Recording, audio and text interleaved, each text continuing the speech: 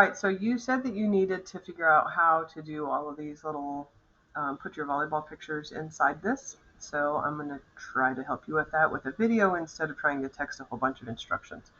So I came in here and I typed in volleyball clip art, and you might already have a volleyball clip art that you got from your publisher or however it might be.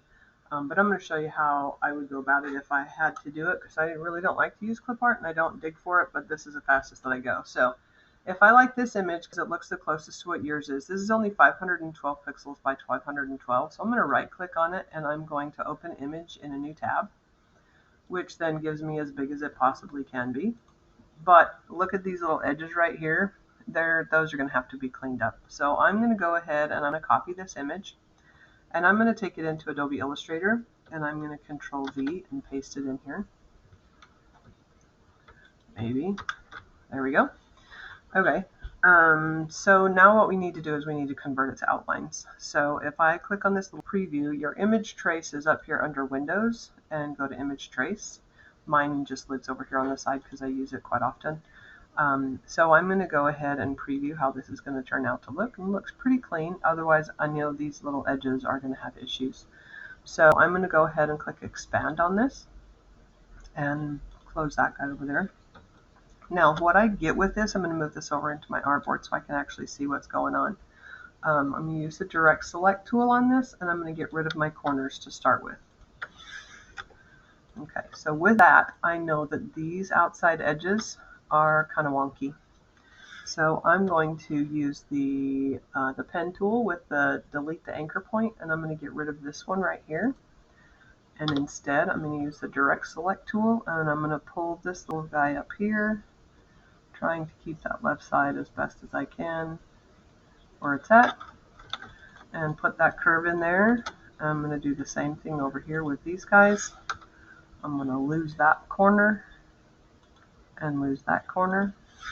So I can come back in here with the selection tool with the Direct Select again as the A key. And I've got two more down here. Use the minus key to get rid of these corners. And that one, I'm going to use the selection Direct Select tool to get a hold of this little guy. And then I'm going to do the same thing over here. Any of them that look like they're kind of flattening out my little corner. So then I use the selection to curve this guy up here. Okay, so now all we need to get rid of is all of these little white pieces. So you can click on one of them and go to Select, Same Fill Color, and we're going to delete all of those guys. So now everything you have is black. So assuming that most of our pages are white, then I'm going to assume that you want black, but if not, you could have changed this and select all of them. You can change them all to white or red or whatever color you want it to be, and that's an Illustrator thing here where it thinks it's not RGB color. So, but we're going to go back to the black one. So I'm going to copy that one now, and I'm going to take that into Photoshop. So I'm going to create a new document here for Photoshop to take. Now, I'm going to say this needs to be 300 dpi because that's what everything in your book has to be. And I'm going to change this to inches just so I can think straight. And I'm going to guess that it's going to be, I'm just going to say 6 by 6 just to be safe for the sake of being able to work it. All of ours are stuck in RGB. We leave everything in RGB when we send it to our printer and the printer converts it. So I'm just going to leave that one where we typically go to. I'm going to go ahead and say create, and I'm going to go ahead and paste, Control V. This can come in as a smart object. I'm just going to leave mine as pixels because everything's going to be turned into a Photoshop document when I place it anyway. So I'm going to say OK, and I'm going to kick this off of a background layer just because we always do anyway.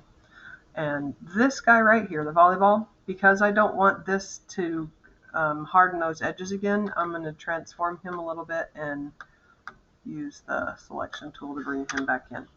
Okay, so now what you have is you need the pictures to go in here. So I'm going to go ahead and stop this video, and then I'm going to go back and I'm going to bring in the photos in the second video.